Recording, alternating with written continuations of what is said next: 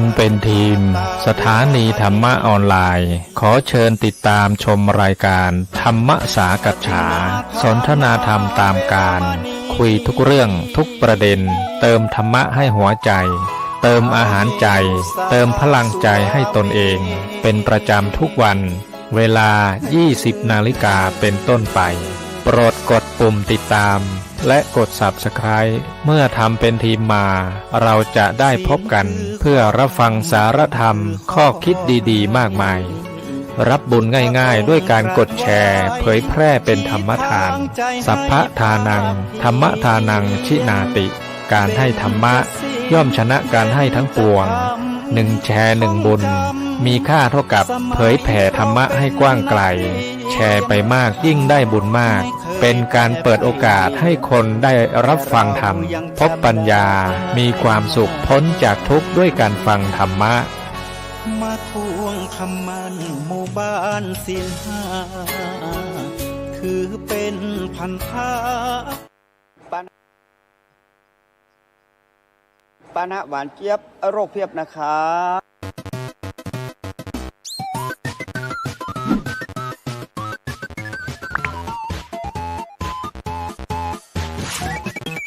หลวงพ่ออยู่ก่อนครับหลวงพ่ออย่าดื่มแบบนั้นรู้ไหมครับดื่มแบบไม่ตวงน้ำตาลจะเข้าร่างกายเยอะเกินนะครับดื่มน้ำหวานบ่อยเสี่ยงเป็นเบาหวานนะครับเบาหวานลงเท้าต้องตัดเท้าลงไตวายขึ้นตาบอดเข้าหัวใจวายนะครับควรจะเทใส่แก้วเอาพอประมาณหรือตามที่เขากำหนดจะได้ลดปริมาณน้ำตาลที่จะเข้าสู่ร่างกาย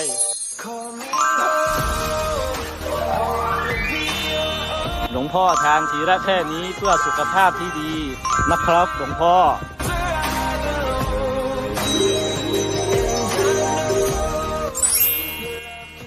โภชนาดีชีวิตยั่งยืนนะครับ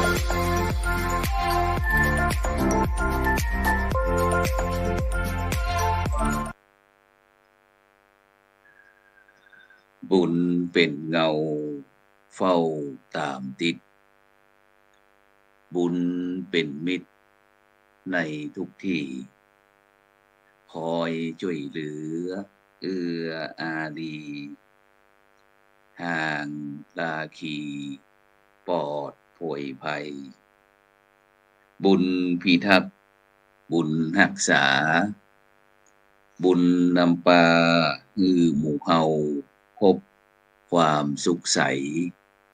แม้นชีพรับดับล่วงไปบุญส่งคือสุขสวัสดีขอกล่าวธรรมสวัสดีกับบรรดาท่านผู้ฟังแล้วก็ท่านผู้ชมทุกท่านที่กำลังติดตามช่องธรรมะเป็นทีมทีวีออนไลน์กลุ่มพระสงฆ์อุบาสกอุบาสิการ่วมกันเผยแผ่ธรรมะออนไลน์ไลฟ์สดทาง Facebook ทาง YouTube แล้วก็สถานีวิทยุเครือข่ายคลื่นสีขาว8จังหวัดภาคเหนือ Facebook พระอาจารย์สาธิตธีระปัญโยผู้อำนวยการสถาบันธรรมาภิวัตรอำเภอแม่เมาะจังหวัดลำปาง Facebook พระอาจารย์กล้าธรรมโชติสิโปจากทุดงคสถานอำเภอสันทรายจังหวัดเชียงใหม่ Facebook พระนักสื่อสารมหาวิทยาลัยมหาจุฬาลงกรณราชวิทยาลัยเขตเชียงใหม่พร้อมทั้ง YouTube ทำมาเป็นทีม IDTO ทำเป็นทีมสากล YouTube ของวัดจอมคำพระธาตุจอมคำเขมรัตน์นครเชียงตุงพร้อมทั้งสถานียุคเครือข่ายคลื่นสีขาว FM 104.50 เมกะเฮิรตซ์วัดฝ่ายหินจังหวัดเชียงใหม่ FM 88.25 เมกะเฮิรตซ์วัดสีปันเงินอำเภอสันป่าตองจังหวัดเชียงใหม่ได้นำรายการพระพุทธศาสนา4 แผ่นดิน มามาจามาเอิญมากล่าว กับบรรดาท่านผู้ฟังท่านผู้ชมเป็นประจำทุกวันเสาร์เวลาก็ตั้งแต่2 ทุ่มเป็นต้นไปนะจนถึงเวลาประมาณ3 ทุ่มก็จะพบกับรายการพระพุทธศาสนา4 แผ่นดินซึ่งวันนี้นั้นก็เป็นวันเสาร์ที่21เดือนกันยายนปีพุทธศักราช2567เก่ากับผมอัตมาภาพพระครูโสพลปริยัติเลขาคณะกรรมการโครงการหมู่บ้านรักษาศีล 5 คนเหนือผู้ช่วยเจ้าอาวาสวัดพระสิงห์วรมหาวิหารออกอากาศที่อาคารพระธรรมสิทธาจารย์อาคาร5 ชั้นซึ่งวันนี้ก็เช่นเดียวกันบรรดาท่านผู้ฟังท่านผู้ชมที่ต้องการให้กำลังใจก็ส่งข้อความมาทางอินบ็อกซ์มาสนทนาเพราะว่าผู้จาภาษาเมือง ฉะนั้นก็บรรดาท่านผู้ฟังท่านผู้ชมก็สามารถโทรศัพท์เข้ามาได้ที่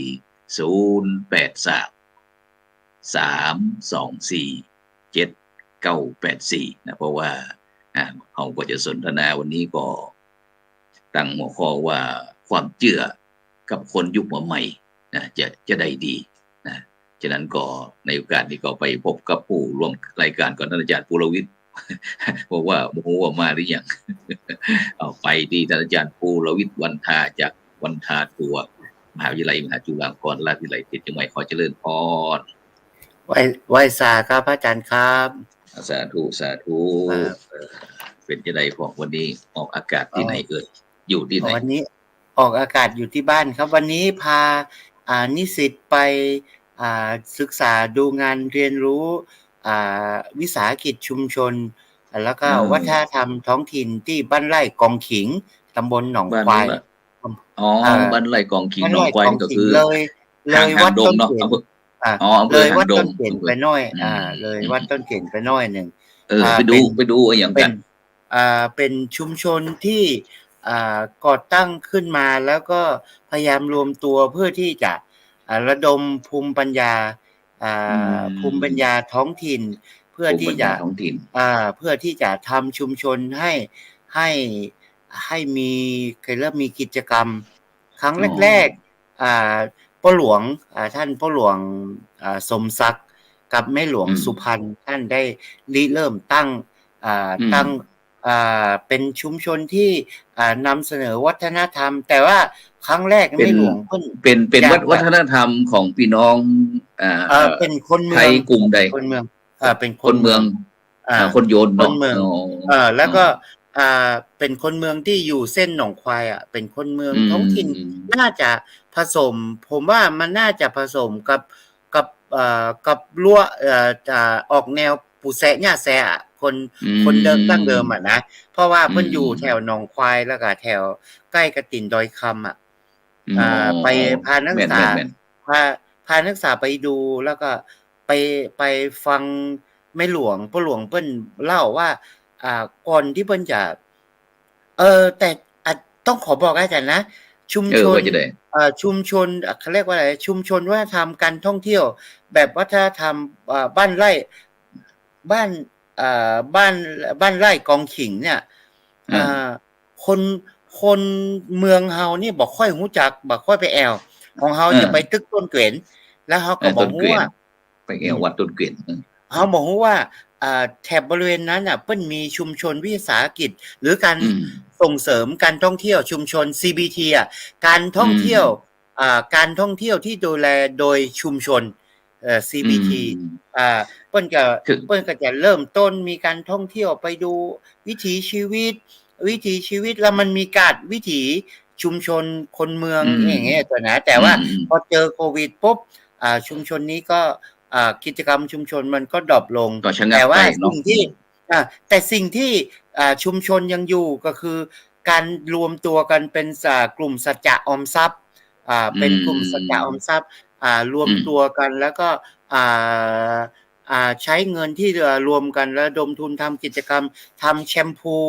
มพูพักมีมันก็แปลกนะอาจารย์ผมก็บ่เคยเห็นพักมีปรากฏว่าเป็นสมุนไพรที่แบบใช้พักมีคืออะไรอะไรคือพักมี มันเป็นพักแล้วก็แล้วก็เปิ้นเอามาทำเป็นสมุนไพรเป็นสมุนไพรเป็นแชมพูอย่างเงี้ย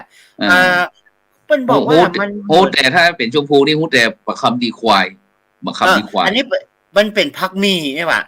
เพิ่นบอกว่าเมื่อก่อนนี้มันจะมีอยู่แถวนี้แล้วก็ตั้งด้วยเต้าประเทศผมก็มีใช่ป่ะผมก็ยังหมูจัก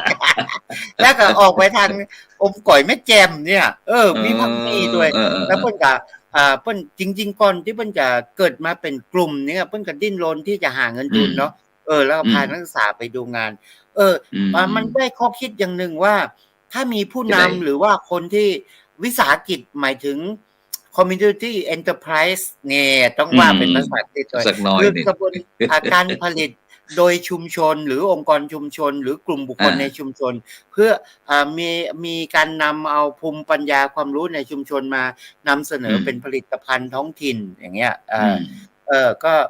มันเป็นกึ่งวิสาหกิจชุมชนเนาะแล้ว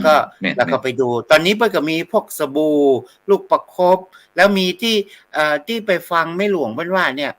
นักท่องเที่ยวต่างชาติจากที่ได้รับการบูมแล้วนักท่องเที่ยวต่างชาติโดยต่างชาติพวกเกาหลีญี่ปุ่นเนี่ยเปิ้ลชอบมาคือการมานวดย่ำขางย่ำขางก็คือการคือป้อครูเปิ้ลอย่าเอาติ่นน่ะที่ล้างสะอาดแล้วไปจุ่มกับยาสมุนไพร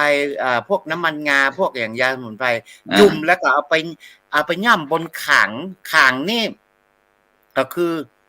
เปิ้นจะฮ้องว่าอย่างไรเป็นตะกัวหรือเป็นอย่างที่เหมือ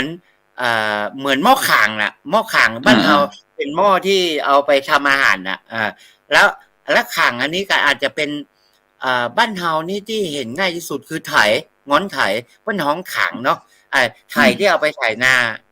แล้วเปิ้นอย่าไปเผาให้มันแดงแล้วก็เปิ้นเอาติ่นที่จุ่มเนี่ยติ่นจุ่มยาแล้วก็ไปย่ำไปจุ่มขางที่มันฮ้อนน่ะสว้าไฟมันจะซุ่มแล้วก็เอามาย่ำตั้งหลังเป็นการนวดประคบมีมันหันกับวันทอดไข่เจียวไข่ชั่วมีชาวต่างชาติเพิ่นคิดว่าโอ๊ยทำอย่างนี้คือคนที่ย่ำขางต้องเป็นป้าหมอเนาะเพิ่นต้องมีครูเพิ่นต้องมีต้องเป็นคนบ่ธรรมดาคนมีของพี่น้องมีครูมีคาถาชาวต่างชาติบางคนก็มองโอ้ยอย่างนี้ก็ลองทำได้เพิ่นลองเอาติ่นไปจุ่มน้ำยาแล้วก็ไปย่ำใส่ขางที่ฮ้อนเผาไฟแน่นน่ะโอ้โหมันยากเลยมันร้องเลยแต่ป้าหมอที่เพิ่นย่ำขางเนี่ยเพิ่นจะบอกรู้สึกฮ้อนมันจะแค่อุ่นๆเนี่ยแต่ว่านี้เฮาบ่ได้ไปทดลองนั่นนี่คือความเชื่อเนี่ยความเชื่อภูมิปัญญาในการรักษาโรคการปวดหลังปวดแอวมีความเชื่อและคนที่ย่ำขางได้บ่ใช่ว่าบ่3บ่4จะไปย่ำได้อย่างนี้ไงเพิ่นต้องเป็นรับครูหมอมีการบริกรรมคาถาอย่างเงี้ยครับอาจารย์อันนี้แล้วก็ต้องเป็นผู้ที่มีความชำนาญตัวเป็นผู้ที่มีความรอบรู้ชำนาญรู้แต่รู้จริงต้องเป็นคนมีสัจจะนะจะบ่แม่หลวงเพิ่นบอกเพิ่นจะบ่กินข้าวละข้าวบ้านที่เป็นบ้านงานศพจะบ่รอดหาวตักผ้าอย่างเงี้ยมันบ่ใช่ว่าน้ำขี้ซ่าบ่กินน้ำที่ต่อจากไข่กินก็กินอันนี้ไปเลยแล้วก็บ่ใช่ว่าโอ้ยมันไผก็ทำได้จุ่มน้ำยาแล้วก็เอาไปจ่วยไปย่ำขางแล้วมานวดไม่หลวงเพิ่นบอกว่ามีชาวต่างชาติมาลองจากเลยเพราะฉะนั้นอันนี้ก็เป็นภูมิปัญญาบ้านไร่กองขิงนี่ก็เปิ้นจะทำแต่ตอนนี้ที่เด่นก็คือทำเรื่องยาหม่องแชมพูที่ทำจากผักมีผมก็บ่เคยทานผักมีแต่มีบางคนเพิ่นก็บอกว่าผักมีเนี่ยมันจะมีเป็นปวกเอาใบมาตุ๊บแล้วเป็นปวกนี่เหมือนกันแล้วก็ใช้รักษารังแครักษาโรคกันคันศีรษะอะไรอย่างนี้กับจัดเชื้อราเนาะกับจัดเชื้อราเป็นตัวยาที่สำคัญก็คือว่าอันนี้อย่างที่ว่าย่ำขางเนี่ยหลายชุมชนอย่างแถวดอยสะเก็ดหรือสันกำแพงก็มีป้าหมอที่เพิ่นย่ำขางได้นะหลายชุมชนเพิ่นก็หยิบเอาเขาเรียกว่าหยิบเอาภูมิปัญญาที่มีอยู่ในบ้านตัวเองมาทำแล้วอีกอันนึงหยิบเอาเรื่องการตัดตุงไส้หมูบ้านผมตุงที่กระดาษตุงไส้ไก่ตุงไส้หมูแล้วก็ทางลำปางจะเรียกว่าตุงพญายอ อ๋อ หนุ่มพญายมแล้วก็ต่างชาติเพิ่นมาที่ศูนย์เรียนรู้เพื่อก็จะมาเรียนรู้เรื่องการตัดตุง เพราะบางชาติเขาก็งงนะครับว่าเฮ้ยแค่เอากระดาษมาทบมาพับกัน แล้วก็ตัดตามลวดลายที่พ่อครูแม่ครูสอน แล้วคลี่ออกมาปุ๊บกลายเป็นกระดาษที่ต่อกันเป็นตุงเป็นนั่นเขาก็แปลกใจเขาก็ชอบตัดแล้วเขาเอากระปั้นเขาได้อย่างเงี้ยแล้วก็เพิ่งจะต่อยอดการตัดตุงบางทีเขาก็เป็นพวงมั้งนี่เนาะมันจะมีเป็นพวงเป็นบัวอย่างงี้แต่ที่นี่เพิ่งก็จะมีตัดว่าเป็นคือมันมีแหลมเหมือนพวกเหมือนเข็มมุดเหมือนเป็นทรายย้อยๆอย่างเงี้ยอันนี้คือต่อยอดอย่างนี้แล้วก็ที่เปิ้นยังขายได้ก็คือการเส้นทางวัฒนธรรมมาเรียนรู้มาตัดตุงมากินข้าวอาหารท้องถิ่นซึ่งก็จะเน้นเรื่องแกงหยวกทำน้ำพริกอ่องแกงหยวกเนาะแกงหยวกสิน้ำพริกนองแกงต้นกล้วยแกงหยวกใส่ต้นกล้วยทีกี้ผมก็บอกแกงหยวกใส่ต้นกล้วยจริงๆบางคนบอกว่าอยากเขาก็บอกว่ามันคืออะไรหยวกอาจารย์หยวกคืออะไรคือต้นกล้วยต้นกล้วยที่เอาเปลือกมันออกเหลือแต่แกนกลางที่ไหนอ่อนๆแล้วมาซอยแล้วมาต้มแกงใส่ไก่บ้างแกงใส่หมูบ้างแกงหยวกแกงพื้นเมืองใส่จิ้นหมูหรือจิ้นไก่อย่างเงี้ยเพราะว่าอันนี้คนเมืองเขานี่จะส่วนมากที่จะชอบอาหารแบบว่าพื้นเมืองแบบเป็นธรรมชาติเนาะที่อุปกรณ์แบบว่าวัสดุอุปกรณ์ต่างๆที่สามารถที่หาได้ภายในบ้านเพิ่นถึงบอกว่าพริกอยู่บ้านเหนือเกลืออยู่บ้านใต้อย่างต่างๆนี่ที่จะต้องเป็นสังคมที่แล้วก็กิจกรรมเนี่ยที่เป็นอีกอย่างหนึ่งก็คือว่าเวลา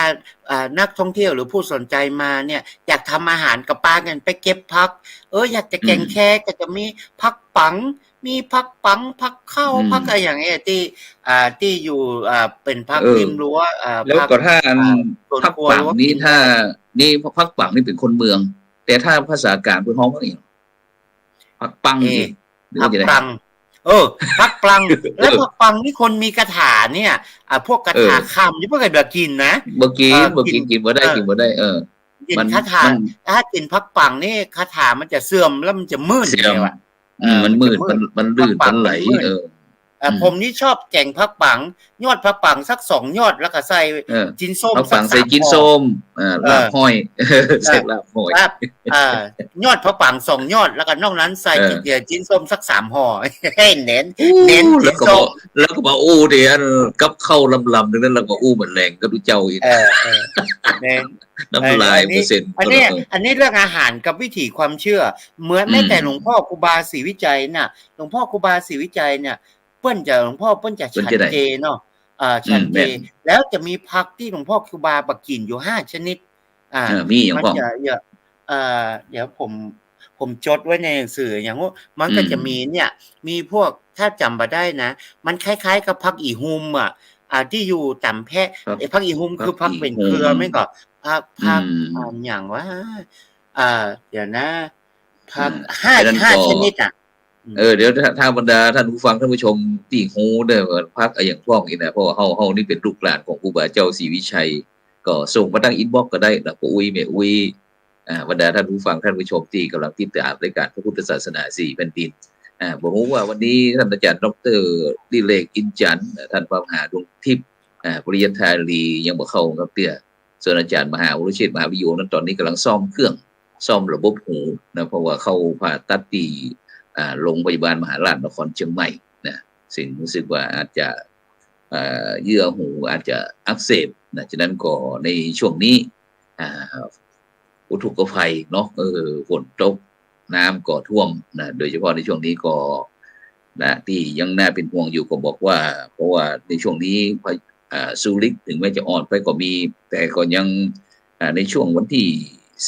20ถึง23นี้ตั้งเชียงใหม่ของเฮาเชียงใหม่ลำพูนลำปางพะเยาแปร่น่านแม่ฮ่องสอนนี่ก็ยังอยู่ในพื้นที่สีแดงประมาณสัก80%นะยังในเมืองเชียงใหม่เฮาตอนนี้ก็ยังตกอยู่นะตกไป 2-3 รอบแล้วฉะนั้นก็บรรดาท่านผู้ฟังท่านผู้ชมต้องระมัดระวังอย่าไปประมาทเพราะว่า ประมาทแล้วก็อย่างที่โดยเฉพาะก็ติดตามเกี่ยวกับเรื่องการเตือนภัยจากทางส่วนราชการก็หรือว่าหน่วยงานที่เปิ่นได้แจ้งมีหน้าที่เนาะฉะนั้นก็แจ้งบรรดาท่านผู้ฟังท่านผู้ชมตัวแล้วก็ผมเจอแล้วครับเจอแล้วว่าจะได้เขาบอกว่าอันนี้ในปั๊บต่างๆก็จะเขียนไว้อย่างนี้เนาะว่าครูบาเปิ้นจะโดยปกติครูบาเปิ้นจะฉันมื้อเดียวแล้วไม่ฉันเนื้ออยู่แล้วเนาะแล้วก็ไม่ฉันเนื้อแล้วครูบาจะบ่ฉันน้ำเต้าน้ำเต้าคือมะน้ำต้นมะน้ำน้ำต้นน้ำเต้ามะน้ำเนี่ยบ้านเฮาเพิ่นจะเอามาแกงมะน้ำเขาบอกว่าเหตุผลที่อ่อนๆเอามาแกงครูบาเปิ้นบ่ฉันน้ำเต้านี่เพราะว่าปกติคนเมืองเฮาเนี่ยสมัยก่อนเกิดมาแล้วเอาฮกใส่หม้อใส่น้ำต้นใส่หม้อดินแล้วเพิ่นก็ไปฝังในดินแต่ว่าครูบานี่เพิ่นบอกว่าตอนเพิ่นเกิดเนี่ยเพิ่นยากจนพ่อแม่บ่มีหม้อดินหม้อหยังก็เลยเอาฮกครูบาเนี่ยใส่น้ำเต้าเนี่ยเวลาเพิ่นเอาไปมันมีจังไดแล้วเอาไปแห้งแล้วเนี่ยเพิ่นจะควักเอาจังไดออกเป็นอุปกรณ์ในการใส่น้ำเอาเม็ดมันไปแบ่งเจี๊ยปลูกใหม่สืบพันธุ์บ้านผมบ้านท้องว่าอย่างก็มะน้ำบ้านผมฮ้องมะน้ำมีมะน้ำที่จะเป็นกลมๆเป็นน้ำเต้าอย่างเหมือนจอมยุทธหมัดเมาจังเอาใส่เหล้าแล้วกินนั่นน่ะถ้าบรรดาท่านผู้ฟังท่านผู้ชมนี่ก็ดูหนังจีนหนังจีนที่อันกินเหล้าต่างๆที่เหมือนนั้นนะที่เป็นอย่างยกจอมยุทธมาเปิ้นแล้วพ่อครูบาจะมาฉันน้ำมะน้ำกำเมืองเนาะมะน้ำหรือน้ำเต้าแล้วก็มะน้ำอย่างแฮมมะน้ำแล้วก็เขาในปั๊บก็จะบอกว่า7วันเนี่ยหลวงพ่อจะวันจันทร์จะบะฉันบะเต้ากับบะแตงเนี่ยบะเต้ากับบะแตงแตงโมและแตงกวาแต่ว่าเรามีAFC เป็นคนภาคกลางด้วยเนาะแตงโมและแตงกวาวันอังคารจะไม่ฉันมะเขืออย่างเงี้ยนะพ่อมันจะมีสัจจะแล้ววันพุธจะไม่ฉันใบแมงลักหรือว่าใบกำก้อวันพฤหัสจะไม่ฉันกล้วยแล้วก็วันศุกร์จะไม่ฉันเตาก็คือสลายหรือเตาสลายน้ำจืดเตาเนี่ยมันจะเป็นเส้นๆเตาจะแตกต่างจากผำนี่จะเป็นเม็ดคนเมืองเฮานี่จะชอบกินของเมืองน้ำพริกไส้อั่วคั่วผำยำเตาถั่วเน่าแคบแอมอ่อนน้ำพริกน้ำหน่ออันนี้คือของเมืองวันนั้นถึงน้ำพริกน้ำหน่อวันนั้นอันไปที่อันบ้านที่ก็ไปที่บ้านถิ่นเมืองแป้เอาหน่อโอกับน้ำพริกมาใส่หันไว้ซุกตู้เย็นหันปัจจุบันนี้จนบ่ได้กินกับบ้านถิ่นเมืองแป้สมัยพี่จ่ายหลวงพ่อพระครูองค์เก่าเพิ่นก็ไปสืบหาเก้าดาวหาหากว่าของเปิ้นนี่เป็นคนบ้านถิ่นคนลือบ้านถิ่นที่มาจากถิ่นเมืองยองหรือว่าเป็นคนบ้านถิ่นมาจาก12ปันนาจนหลวงพ่อตายหมอว่าเปิ้นสรุปว่าเปิ้นมาจากที่ไหนแน่เพราะว่าที่12ปันนาก็มีบ้านมั่นชิงใน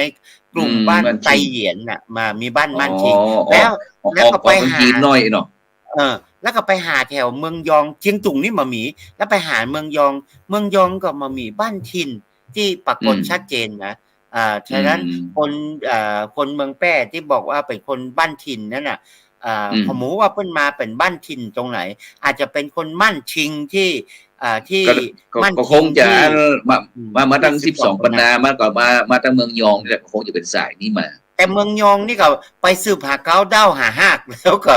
ยังมามีข้อมูลชัดเจนสมัยพี่จ่ายหลวงพ่อพระครูองค์เก่าผมปาไปหลวงพ่อพระครูโอภาสหล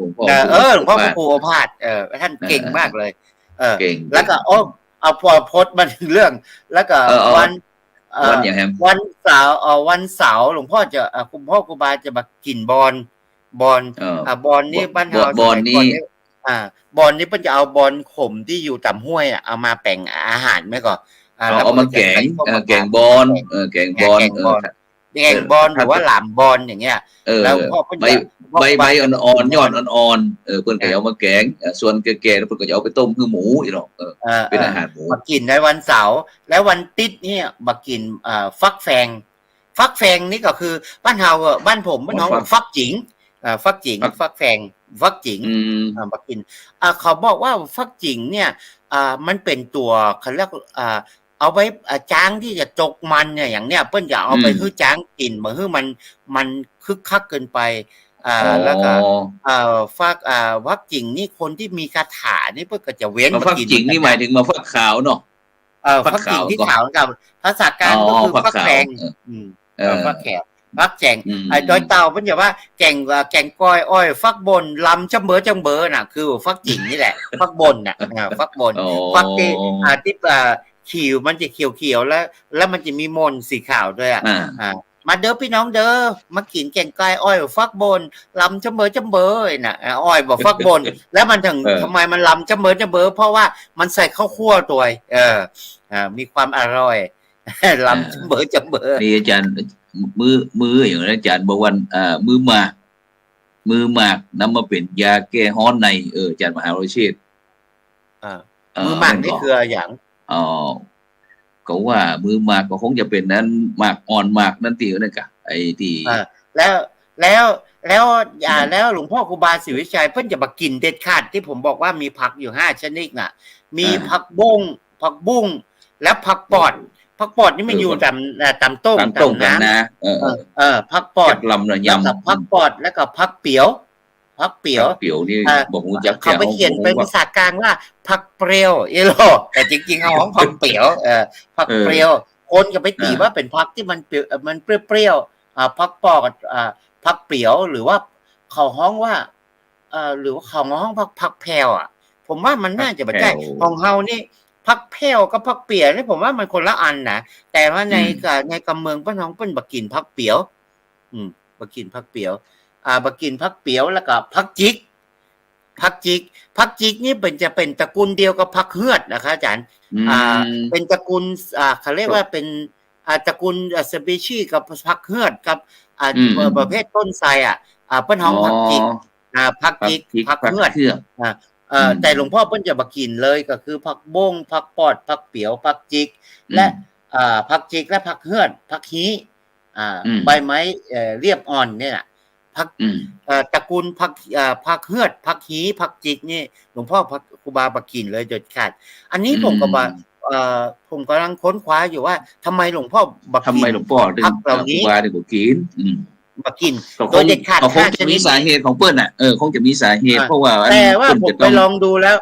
ผักปอดผักเปียวเนี่ยจะเป็นกลุ่มที่พวกถือคาถาเปิ้ลจะบักกินเหมือนกันเพิ่นจะมากินเหมือนกันผักปอดผักเปียวน่ะแต่ผักเฮือดผักฮีผักจิกเนี่ยผมมาแน่ใจว่ามันอาจจะเป็นผักที่แสลงกับโรคหลวงพ่อครูบาไหมเพราะหลวงพ่อครูบาเนี่ยเหมือนจะมีโรคประจำตัวที่เกี่ยวกับฤทธิ์สีดวงทวารน่ะหลวงพ่อครูบาตกเลือดจากพ่อฤทธิ์สีดวงทวารเนี่ยอันนี้เป็นคหสตความเห็นส่วนตัวของผมนะแต่ผมก็ค้นอยู่อันนี้คือความเชื่อเรื่องยาเรื่องคาถาอาคมถามว่าหลวงพ่อครูบามีคาถาไหมผมเชื่อเต็มร้อยว่าหลวงพ่อครูบามีกับว่ามีจะได้หลวงพ่อครูบามีแม่ฉะนั้นเมื่อหลวงพ่อครูบามีหลวงพ่อตามฮีดครูบาอาจารย์ที่เพิ่นบอกเล่าเนี่ยผักบางอย่างหรืออาหารบางอย่างหลวงพ่อครูบาเพิ่นต้องมีสัจจะเพิ่นจะมากิน5อย่างนี้ผมไปซ่อตัวหาไอ้ผักปอดน่ะจนผมไปได้ฮูบมาตอนแรกผมก็งงว่าผักปอดคืออย่างเนี่ยมันคล้ายๆกับผักอีหุ่มผักที่เพิ่นจะเอายอดมันมาลวกจีน้ำพริกรู้จักผักอีหุ่มไหมผักอีหุ่มภาษากลางว่าอะไรที่มันเป็นมันออกลูกสีแดงๆเวลาสีเขียวแล้วแดงๆแล้ว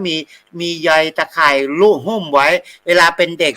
สมัยผมเป็นเด็กชนบทต้องบอกว่าชนบทเพราะว่ารู้สึกจะดูไฮโซในนึงถ้าเป็นละอ่อนบ้านนอกนี่จะดูขี้นอกมากเลยเขาจะเอาผักอีหุ่มที่สุกแล้วก็เอามาตับกินนี่นะมันจะมีเม็ดตังในมีเยื่อสีขาวหุ้มแล้วเม็ดตังในสีดำอย่างเงี้ยมาแคบก่อนพักแคบก่อนไม่ใช่ผักแคบนี่จะเป็นหน่วยยาวใช่ไหมอันนี้จะเป็นกลมๆอย่างเงี้ยมันจะมีไอ้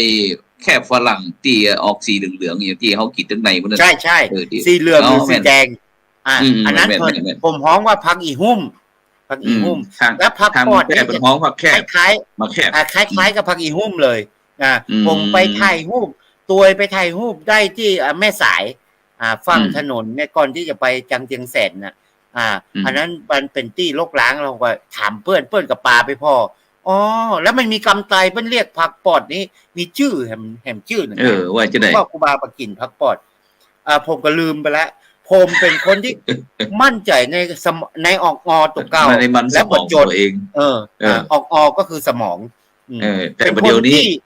เป็นคนที่มีหัวแต่มามีออกไม่มีสมองที่จะจับได้ลืมหน้า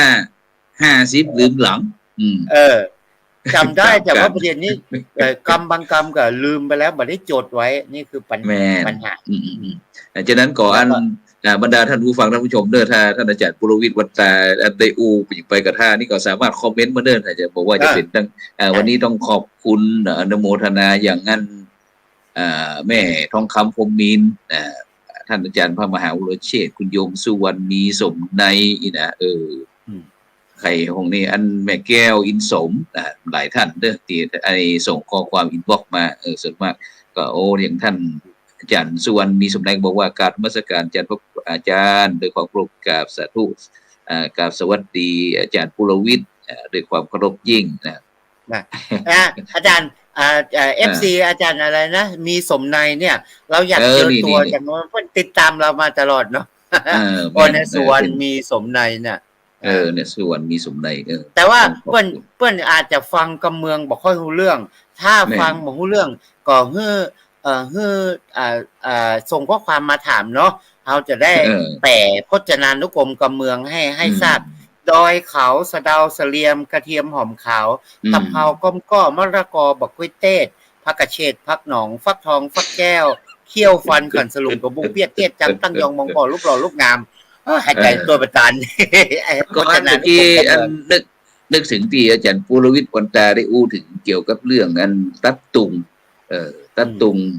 ตุงใส่หมูตุงใส่ไก่ตุงอย่างมันจะบอกว่าสัปปะตุงเนี่ยเพราะฉะนั้นวันนั้นพอดีเมื่อวันที่16ที่ผ่านมาเนี่ยวันพระศีลใหญ่เนาะ12เพ็งที่วัดพระธาตุอริบุญชัยนะเปิ้นก็มีประเพณีสลากย้อมแล้วก็วัดใหญ่วัดหลวงวัดเก้าของแต่ละจังหวัดทางภาคเหนือเขาเพิ่นก็จะเริ่มต้นประเพณีต้านกล้วยสลากซึ่งก็คำว่าต้านกล้วยสลากนี่ก็มีความแตกต่างกันไปแต่ละภาคบางฝั่งก็เฮาไปทางภาคอีสานก็ภาคใต้ภาคกลางหรือว่าไปทางประเทศลาวก็อย่างต่างๆนี่ก็จะฮ้องแตกต่างกันไปพ้องก็บุญเข้าประดับดินพ้องชิงเป็ดพ้องอย่างมันใจของนั้นนักหนาป้าป้านฉะนั้นก็อยากจะโดยเฉพาะอันประเพณีต้านกล้วยสลากย้อมที่พระธาตุลิบุญชัยจังหวัดลำพูนของเราซึ่งโดยเฉพาะอันจะเป็นนั้นประเพณีทำบุญของนั้นพี่น้องเจ้าคนฮ้องว่ายองนี่เนาะประเพณียองอาจารย์ปุรวิทย์อันก็ได้ความเป็นไปเป็นมาเรื่องความเชื่อของการประเพณีต้านกล้วยสลากของก็12เพ็งเขาเนี่ยอันนี้ประวัติที่เราก็จะได้ยินกันบ่อยๆแล้วเพิ่นจะถ้างานต้านกล้วยสลากเพิ่นจะเต้นทำอันนี้ส่งต้านกล้วยสลากเนาะก็เพิ่นอาจจะมีเรื่องตั้งแต่มันเป็นวรรณกรรมทางล้านนาของเราแต่ผมไม่แน่ใจว่าอีสานก็น่าจะมีวรรณกรรมเรื่องเล่าเลยอย่างนี้ไหมเรื่องการต้านกล้วยสลากบอกว่าในสมัยพุทธกาลเนี่ยมีนางกุมารีคนหนึ่งได้มีคู่ศัตรูก็คือนางยักษินีวันหนึ่งเนี่ยนางยักษินีน่ะไล่ตัวว่าจะแกนางกุมารีน่ะมันเพิ่นเคยมีเป็นศัตรูกันตั้งแต่อดีตชาติแล้วเจ้ากรรมนายเวรก็ทำร้ายกันมาตลอดทุกชาติพอมาชาตินี้นางกุมารีน่ะได้คลอดลูกแล้วก็นางยักษินีเนี่ยก็ไล่ตัวว่าจะมากินลูกของแกก็อุ้มลูกล่นมาแล้วก็สมัยนั้นพระพุทธเจ้าประทับอยู่ที่พระวิหารเชตวันแกล่นหมูอยู่ไปทางใดแล้วก็เลยล่นเข้ามาที่วิหารเชตวันขณะนั้นพระพุทธเจ้ากำลังแสดงธรรมให้พุทธบริษัทอยู่ล่นเข้าไปกลางวงบอกพระพุทธเจ้าแล้วก็คนกระแตกทึ่งกันเลยแตกทึ่งกันเลยก็เลยแล้วก็นางอะไรนะ นางกุมารีก็เลยไปกราบทูลพระเจ้าว่านางยักษินีจะมาตามฆ่านางแล้วก็จะกินลูกนางยักษินีก็มาพระเจ้าก็ได้กล่าวแสดงธรรมเพื่อนางยักษินีก็ได้เลื่อมใสในพระพุทธเจ้าแล้วก็ปฏิญาณตนเป็นอุบาสิกาแล้วก็นางกุมารีก็ดีใจได้ปฏิญาณตนกับพระพุทธเจ้าว่าจะมาถือโทษจองเวรกันแล้วก็ให้นางยักษินีเนี่ยอโหสิกรรมกันแล้วก็มาฮื้อสัญญาว่าให้นางยักษินีน่ะขอสัญญาว่าขอให้นางกุมารีน่ะให้ได้ส่งข้าวส่งน้ำดูแลแกเลี้ยงดูปู่เสือนางกุมารีก็ได้รับปากแล้วก็ได้ดูแลหาอาหารอย่างส่งให้นางยักษินีกินนางยักษินีก็มาลำลึกถึงบุญคุณของนางกุมารีก็เลยว่าอ๋อถ้านางยักษินีน่ะนางกุมารีน่ะมีบุญคุณก็แกได้ทำไร่ใส่นาใส่สวนก็เลยนางยักษินีเนี่ยมีความรู้ยังรู้เรื่องนางยักษินีนี่น่าจะจบจากการเขาเรียกว่าธรณีวิทยาและกรมอุตุวิทยารู้ว่าจะปีนี้จะฝนแล้งน้ำจะท่วมหรืออะไรเนี่ยนางยักษินีก็เลยพอปีนี้เปิ้นจะเข้าหน้าทำไร่ใส่นานางยักษินีก็มาบอกนางกุมารีว่าปีนี้น้ำจะท่วมเด้อเนี่ยต้องเนี่ยปลูกข้าวในที่ดอนหน่อยจะไปเนี่ยในที่ลุ่ม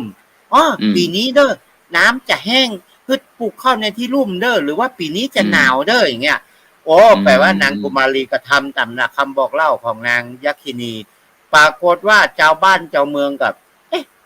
นางยักษินีนางกุมารีนี่ทำไมมันปลูกข้าวแล้วมันแบบชิบหายมันเสียมันอย่ามาจับมันใจดอกมันแรกมันก็ได้ผลผลิตดีก็เลยมาถามนางกุมารีเขาตีนขึ้นมืออีดอกนางกุมารีก็เลยบอกว่าเป็นเพราะว่านางน่ะได้ดูแลนางยักษินีแล้วนางยักษินีเพิ่นมีความรู้เกี่ยวกับเรื่องเนี้ยเพิ่นถ้าอยากจบอุตุนิยมวิทยามาถ้าอย่างเงี้ยจบเป็นผู้ชำนาญการแล้วเป็นถือว่าเป็นผู้ที่มีองค์ความรู้ก็กรมอุตุห้องเรียนก็เปิดมาแล้วก็เลยหมู่เจ้าบ้านก็เลยว่าอย่างนั้นจัดก็เลยปากันมาบูชานางยักษินีแล้วก็เอาอะไรนะ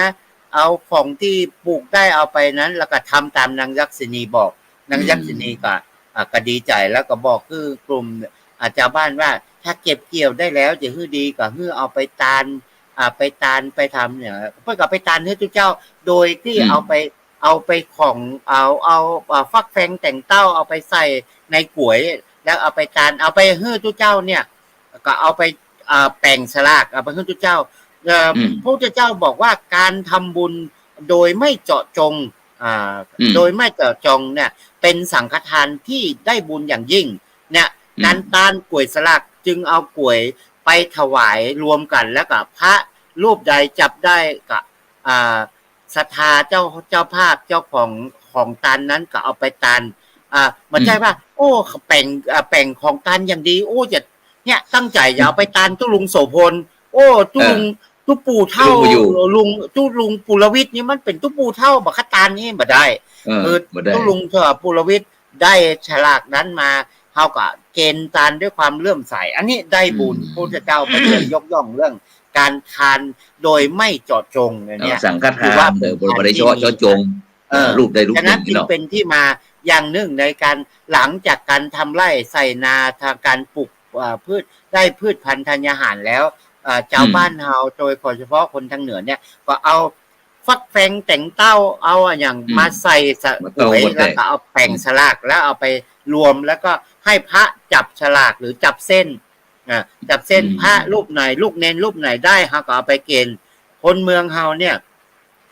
สมัยแต่ก่อนถ้าอันนี้ผมก็เคยเจออยู่เตื้อหนึ่งถ้าเจอกลุ่มพ่อน้อยพ่อหนานอยากจะลองของลูกพระลูกเนนแป่งเขาเรียกว่า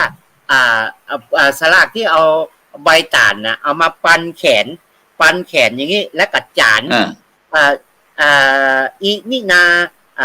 เจติตานังหมายตันเป็นเจ้าเข้าสลากต้นนี้หรือว่ากล้วยนี้หมายมี ป้อนานปุรวิทย์เป็นเกาพร้อมด้วยภรรยาลูกเต้าก็จะได้อุซิตานไปหาเขียนเอาลานเขียนบนลานอย่างนี้แล้วก็ขี้ออกมาแล้วก็เอาเส้นสลากนี้ไปกล่องรวมถ้าลูกลูกเนนได้มานะหมอหูโหใครเป็นเจ้าภาพเนี่ย มันจึงมีคำสอนของหลวงพ่อครูบาเท่าบอกว่าถ้าเจอเส้นสลากที่เป็นใบลานแล้วก็เขียนทั้งหน้าก็มีทั้งหลังก็มีเพื่อนบอกว่ามันชื่อไข่หูพ่องไงผมจำมาได้เนี่ยย้อนออกที่มาจำได้เนี่ยเอามาปันเอาเส้นสลากมาปันแขนแล้วก็อ่านตามนั้นนี่สมัยก่อนเพื่อนจะเล่นกันอย่างนั้นเลยนะอันนี้ประลองภูมิปัญญาว่าลูกพระลูกเนนตู้เจ้าหนุ่มเนนน้อยว่าได้เฮียนตัวเมืองแล้วก็อ่านเส้นสลากใบลานอย่างนี้ได้ไหมเนี่ยแล้วประเดี๋ยวนี้พวกส่วนมากก็จะเขียนลงในกระดาษแข็งเนาะประเดี๋ยวนี้ปริ้นง่ายปริ้นใส่กระดาษเจติตานังเดี๋ยวเนอะผมจำมาได้ถ้าได้คำขึ้นต้นอย่างไรพวกมันจะต้องเป็นสลากโจกเจติตานังใหม่ตานเป็นเจ้าเข้าสลากกล้วยนี้เนี่ยอันนี้จะเป็นกล้วยแน่นอนมันจะโจกแล้วก็ถ้าขึ้นต้นเดี๋ยวผมจำมาได้ขึ้นต้นกรรมอธิษฐานสลากอย่างไรโอ้โหอันนี้มันต้องเป็นต้นโจกแน่นอนต้นโจกสมัยก่อนสมัยผมเป็นนักบินเป็นโอแครอทเนี่ยนะโอแครอทคือเป็นนักบินตัวเล็กอยู่เป็นโอนแครอทถ้าได้ต้นโจกยอดสัก100 หรือ 200นี่โอ้โหม่วนเลยนะม่วนเลยยอดสมัยก่อนนี้100-200นี่ถือว่าได้สลากโจกละนะครับประเดี๋ยวนี้ประมาณ500-600อย่างเงี้ยครับอันนี้การเขียนเส้นสลากเพิ่นจะมีคำเปล่าอยู่แล้วก็แจกไปแล้วเนี่ยบ้านผมเมื่อก่อนนี่ม่วนการแจกเส้นสลากนะเพิ่นจะลูกพระลูกเนนเพิ่นจะไปเตะต่ำข้างวิหารปื้นเกาบ่ม่วงพ่องเกาลำไยพ่องปื้นไม้สลีพ่องและจะมีขยมสมมติว่าขยมหนุ่มๆเนาะหันสาวมาซ้อสลากนะอันน้องแสดงมาทางเพจอยู่ทางเพจของน้องแสดงน้องเสื้อส้มก็อยู่ทางเพจนี่แหละเพิ่นจะของลังคนกับสุนสันอุนอันมาซ้อสลากแล้วประเดี๋ยวนี้การซ้อสลากอย่างเงี้ยมันเมื่อก่อนมันจะม่วนขยมก็จะเป่าตู้เสียงแบบโวยวายแล้วก็คนซ้อกันซ้อได้แล้วก็จำหมายตาไว้ว่าที่นี่แล้วก็ไปเอาสลากของตัวเองมาตานอย่างเงี้ยครับมาหยาดน้ำประเดี๋ยวนี้มามีละทางบ้านผมที่อย่างนี้นะมีกับบอกคึกคักที่ผมว่าเนี่ยเพราะแล้วมันจะมีประมาณว่าแต่งสลากแล้วก็สลากทุกเจ้าตนนึ่งหรือลูกเนนตนนึ่งจะได้สลาก8 เส้นก็มัดเป็นกลุ่มแล้วก็เส้นที่1มันจะมีหมายเลขสลากที่1เจ้าภาพอยู่ 2-3 คนก็จะเอาจุ่มกันเป็นที่มาเดียวนี้เป็นทุกเจ้าไปซดตัวหาต้นสลากละสมัยก่อนเจ้าภาพสลากต้องไปตัวหาทุกเจ้าว่ามันตกอยู่ที่ไผตกลูกพระลูกเนนกับตกที่ไหนก็เพื่อไปตานที่นั่นอันนี้คือการเปิดสลากแล้วก็มีความเชื่อว่าถ้าเราได้ตานกับใครก็ได้แล้วเราก็จะได้อานิสงส์เยอะมากเพราะว่ามันเป็นการตานโดยผมจำบาลีว่าไงการตานไม่เจาะจงสังฆทานเดี๋ยวมันจะมีปฏิบุคลิกทานมีอะไรอันเนี้ยแปะไว้ก่อนแปะไว้ก่อนแล้วก็นอกจากนั้นถ้าอู้ถึงเรื่องการกินข้าวสลากเนาะซึ่งโดยเฉพาะที่อาจารย์ปุรพิษได้อู้ฟังแล้วก็ในปัจจุบันนี้ทุกวัดเพิ่นกินก่อนหรือว่ายังเฉพาะแต่วัดใหญ่ๆวัดน้อยๆบ่ได้กินละ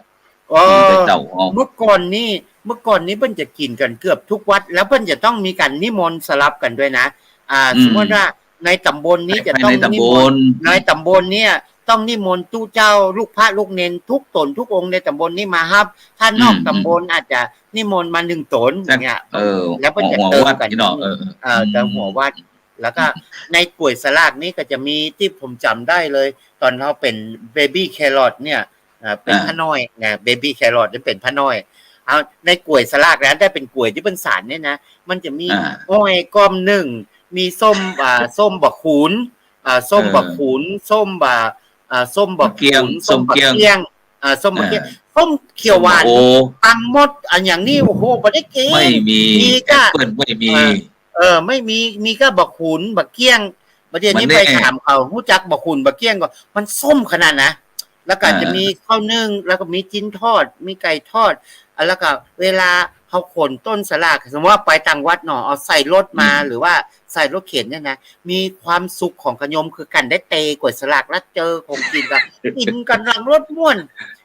หนึ่งหน่อไม้ เนี่ยโอ้ห่อนึ่งหน่อไม้ที่ใส่ใบประตาเสืออีน่ะมันหน่อไม้ส้มอีเนาะหน่อไม้ส้มค่อนข้างจะมีหมูเนี่ยตีนหนึ่งแล้วก็นอกนั้นจะเป็นหน่อไม้ส้มจะเป็นที่สำคัญก็จะมีปีเนี่ยห่อนึ่งปีนะห่อนึ่งปีแล้วก็จิ้นจะมีตีนบะจิ้นก็จะเป็นบะแจ้จิ้นก็จะเป็นมันเหี่ยเขาบอกว่าก่อนที่มันจะมีงานตานกล้วยสลากอย่างในกันห่อนึ่งนี่มันจะมีไม้กระลัดโลถ้าอันใดที่จิ้นนักๆไอ้คนแปลกนี่มันจะกระลัดส่งกระลัด มักจะบอกค่อยถึงเนี่ยกล้วยสลากที่เฮามี มักบอกค่อยถึงนะครับอันนี้เป็นความสุขมันจะพอทุปีปั่นปอนเตสังอุปาสโมสุโขเนี่ยได้ละยกกล้วยสลากมาแล้วก็ขึ้นรถจะปิกวัดนะเตกล้วยสลากกันกินม่วนแล้วกันเนี้ยส้มสมัยก่อนนี้ส้มที่จะเป็นส้มเขียวหวานอย่างมะหมี่เขาก็จะเป็นส้มบกขุนส้มบกเกี้ยงส้มบกโออย่างที่อาจารย์ว่านะส้มบกโอแล้วก็จะมีอ้อยอ้อยแล้วมันม่วนอย่างหนึ่งช่วงกินสลากเนี่ยจะเป็นหน้าที่กว้างออกหน้าที่กว้างออกให้อ้อยมาแล้วเนี่ยเอาอ้อยไว้ให้กว้างเนี่ยขยมนะเด็กวัดอารัมบอยเนี่ยได้อ้อยจากต้นกล้วยสลากมาแล้วก็จะเอาไว้ได้กวางมาเอาฮึกกวางอ้อยก็จะเป็นถ้าเป็นอ้อยสมัยก่อนถ้าเป็นอ้อยดำนี่ก็มันป้องสั้นๆเนาะหวานแต่ว่าหวานเคี้ยวยากมันเคี้ยวยากอ้อยดำอ้อยแดงอ้อยดำอ้อยแดงนะบ้านที่เพิ่นจะเอาอ้อยที่ปลูกจำหิมหัวน่ะมาใส่ถ้าได้อ้อยอย่างว่าที่มันป้องยาวๆหน่อยนึงก็โอม่วนเอามาหวานกินอ้อยแต่อันนี้ฉะนั้นก่อนเสริมน้อยนึงเกี่ยวกับเรื่องว่าตะกี้นั้นอาจารย์ภูรวิทย์ได้อู้ถึงเรื่องนั้นประวัติความเปลี่ยนไปเปลี่ยนมาเรื่องนั้นต้นเก้าของประเพณีตานกล้วยสลากเนาะแต่ทีนี้แต่ถ้าคนเมืองเฮาเปิ้นเชื่อว่าอย่าง12เปงเนี่ยท่านอาจารย์ภูรวิทย์เป็นว่าเปิดนรกสวรรค์นี่เปิ้นว่าเนาะน่ะที่จะคือคนถือว่าปีแต่เก่าเน่าเมินนี่เนาะจะได้เขาเรียกว่าอะไรนะเทวดานายนิรยาบาลเนี่ยก็จะเปิดประตูนรกเปิดประตูสวรรค์ให้ญาติพี่น้องที่อยู่ที่นั่นน่ะมารับบุญกินวันจันทร์โดยเฉพาะประตูนรกจะมานายนิรยาบาลหรือว่านายนายสลีกุตาอามาตย์สลีกุตาอามาตย์นี่เป็นเหรัญญิกคอยจดบันทึกบุญจดจุดบาตนจำบุญกุศลบุญญาสีนีนามีมากแม้นจากกุเจ้าหน้าที่บัญชีเช็คบัญชีเทวบุตรเทวดาตน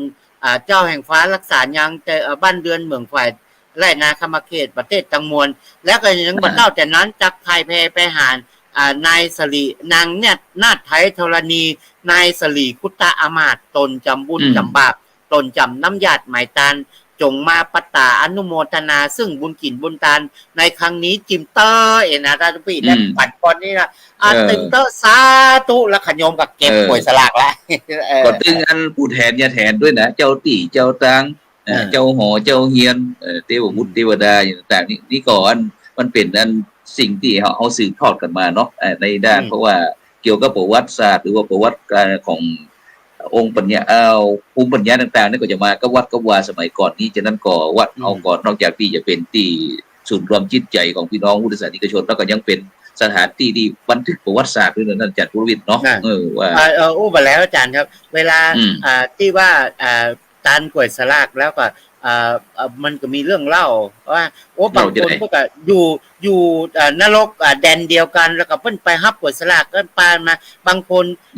มาแล้วลูกหลานบัดตานไปหาเพิ่นก็เศร้าเพิ่นก็เหงาหงอยลูกหลานบัดตานไปหาคนอื่นเพิ่นตานไม่หาเพิ่นก็ได้กินได้ตานอย่างได้กินได้บุญกินบนตานอย่างเงี้ยอันนี้ก็ฉะนั้นคนเมืองเฮาก็เลยถึงแสดงถึงความกตัญญูกตเวทีบุญคุณที่พ่อแม่ได้เลี้ยงดูปู่เสียมาแต่บัดเดียวนี้ด้วยเศรษฐกิจด้วยบัดเดียวบางวัดเพิ่นกับบัดตานกล้วยสลากเพราะตานนี่อย่างน้อยต้อง 7-8 ต้นเนาะเพราะต้องนิมนต์วัดอื่นมาบัดเดียวนี้กะไก่บางวัดถ้าเพิ่นจะมีก่อสร้างอย่างถ้าบัดตานกล้วยสลากเพิ่นอย่างว่าตานต้นเงิน มาเป็นกล้วยละมาเป็นต้นสลากละจะเอาเป็นต้นเงินไปแล้วก็เอาเส้นไปหอมแล้วก็หัววัดมาก็เอาต้นเงินน้ำตาลเลยแล้วก็ที่เหลือก็เข้าวัดอย่างเงี้ยเพิ่นฮ้องว่าตาลปีนี้ถามว่าปีนี้กินสลากก็อ๋อเพิ่นบ่กินแล้วตุลุงเพิ่นบอกว่าคือตาลต้นเงินเอาอย่างเงี้ยกลายเป็นง่ายดีเนาะการแปลงมาเป็นตาลต้นเงินไปอย่างเงี้ยครับฉะนั้นก็อันปีนี้อันในช่วงนี้ก็เพราะว่าในปัจจุบันนี้มันวิถีชีวิตมันเปลี่ยนแปลงไปท่านอาจารย์ปุริวิทย์แต่ก่อนนี้เขาจะนอกใจจะต้องกินเฉพาะถึงวันนั้นวันนี้ตัวอันที่จะกินข้าวสลักได้แต่ในปัจจุบันเนี่ยพี่น้องประชาชนเขาเนี่ยอาจารย์มันจะเริ่มตั้งแต่เนี่ยอย่างเริ่มตั้งแต่วันที่17เนี่ย17ที่ผ่านมานะครับจะเริ่มสตาร์ทกินเขาฮ้องว่าถ้าคนตังเจียงตุ่งคนไตเนี่ยมันจะเป็นวันพระใจกลางศีลก็คือในพรรษาเนี่ยมันจะมีวันพระ15ค่ำอยู่7เตื้อครั้งที่4เนี่ยจากเริ่มเข้าพรรษามาเป็นครั้งที่4เนี่ยก็จะเป็นสวดจางใจศีลการสืบชะตาการต้านต้นสลากตังเจียงตุ่งเมืองไตก็จะเริ่มวันนี้บ้านเฮาก็เริ่ม17เมืองเชียงใหม่ดอยสุเทพจะเริ่มเนี่ยเริ่ม15ค่ำกลางใจศีลนี้เลยซึ่งก็ตรงกับวันที่17ที่ผ่านมาครับแม่เนี่ยหลังจากนั้นก็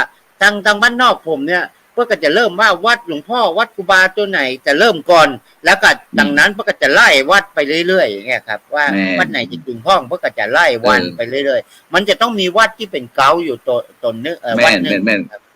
ก็ส่วนมากก็อู้ง่ายๆก็คือเข้าพรรษาได้2 เดือนนี่เนาะเหลือเวลาที่จะออกพรรษาเดือน1เพิ่นจะเริ่มอันตานกล้วยสลากเพลงตานกล้วยสลากทีนี้เป็นต้นเนาะฉะนั้นก็ตอนนี้เฮาเข้าสลากมา2 เดือนปลายเลยอาจารย์ปุรวิทย์แล้วก็อู้ไปแล้วอาจารย์แล้วก็ที่ว่าเนี่ยละอ่อนบ้านเฮาหรือว่าคนหนุ่มคนก่ำเนี่ยนอกจากเตรียมการสลากอย่างที่ผมว่ามันมีประเพณีจนกว้างด้วยเนี่ยเพราะว่าเพื่อกว้างก็จะเริ่มออกแต่บัดเดียวนี้รู้สึกว่ากว้างกับบ่ออกเพราะหน่อไม้มันบอกให้ตันคนไปหักแล้วบัดเดียวนี้ผมจะเป็นโรคเกาต์จะกำเริบเพราะว่ากินหน่อไม้ทั้งวันน่ะบักกินก็บ่ได้มันบ่ฮู้จะกินอันหยังนะหน่อไม้ต้มหน่อไม้ดองหน่อไม้หยังก็หน่อไม้ทั้งนั้นเด้อไปวัดนี่อย่างบอกเข้าไปตันกันเข้าเพราะว่ายังบ่ทันบอกเด้อตุลุงก็จะบอกว่าอาจารย์ในวันนี้ก็เป็นวันดีที่ถีอันวิเศษเหตุนั่นไม่มีนานเทืองเป็นเก้าเนี่ยขนาดเขายังบอกนะตุลุงหูเลยว่านานเทืองเป็นเก้าต้องไว้นักขนาดเลยโอ้